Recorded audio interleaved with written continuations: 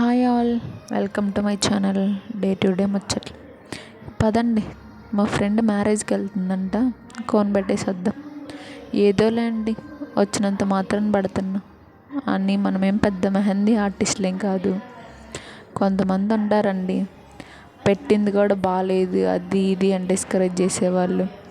అట్లాంటి వాళ్ళు ఉంటే మన చుట్టుపక్కల ఇంకా మనం ఎప్పుడండి బాగుపడేది. ఇంకొంతమంది ఉంటారు, మనం ఎలాగ పెట్టినా ఎంకరేజ్ చేసేవాళ్ళు. కొంతమందికి వచ్చినా కూడా పెట్టనీరండి.